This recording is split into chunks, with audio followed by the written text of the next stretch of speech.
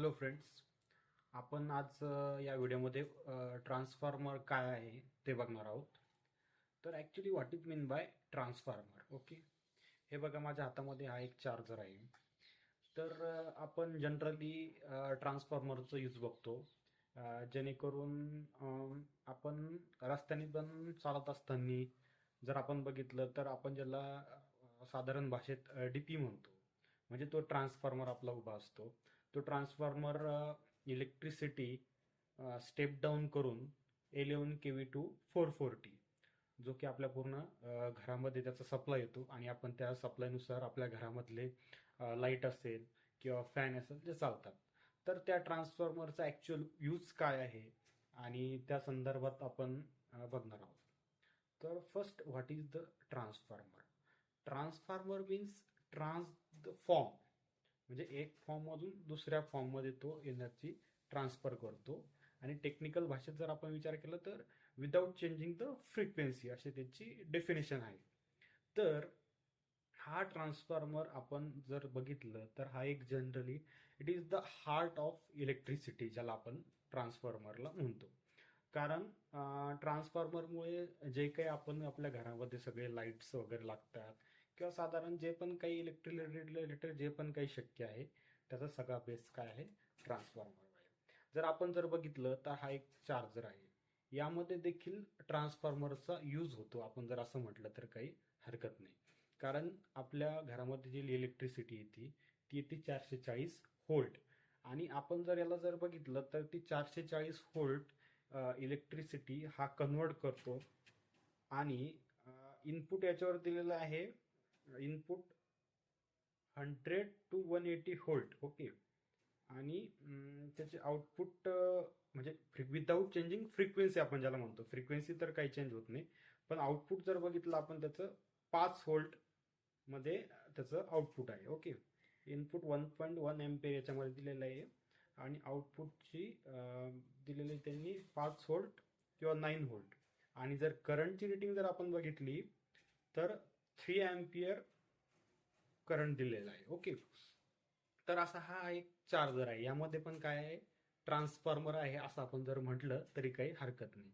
Transformer हा छोटा देखील असू शकतो, ट्रान्सफॉर्मर हा मोठा देखील असू शकतो. ट्रान्सफॉर्मरची आपण जर बाहेर रेटिंग जर बघितली तर 100 kVA, 63 kVA, त्याच्यानंतर 16 kVA, 25 kVA अशा ट्रान्सफॉर्मरच्या रेटिंग्स आहेत. आणि भरपूर 1000 kVA पर्यंत ट्रान्सफॉर्मरच्या रेटिंग आहेत. तर ट्रान्सफॉर्मर जर आपण बघितलं तर हा बेसिकली करतो काय?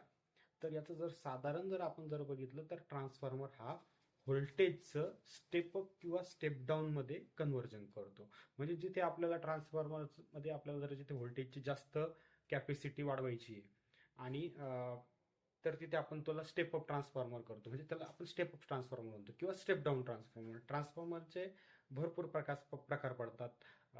Single phase transformer, 3 phase transformer, त्याच्यानंतर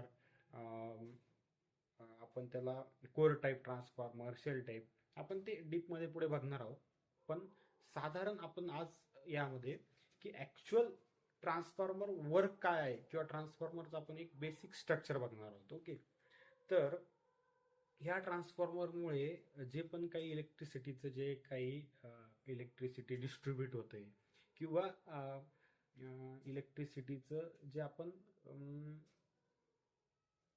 असं म्हणू याला की जे ट्रान्सफॉर्मरमुळे इलेक्ट्रिसिटीचं सगळं काही इझिली सॉल्व्ह झालेला आहे याचा प्रॉब्लेम. म्हणजे जेणेकरून आता आपण काही ठिकाणी जर बघितलं ट्रान्समिशन लाईनमध्ये तर ट्रान्सफॉर्मरचं व्होल्टेज आपण एकदम हाय लेवलला स्टेप अप करतो आणि मग ट्रान्समिशन लाईन मध्ये ते स्टेप अप करून 132 kV लाईन आपण ज्याला म्हणतो, तर त्या 132 kV लाईन मध्ये आपण ट्रान्सफर करून ते ट्रान्सफॉर्मरचं आपलं इलेक्ट्रिसिटी आपण डिस्ट्रीब्यूट करतो किंवा एका ठिकाणून दुसऱ्या ठिकाणी नेतो. तर का?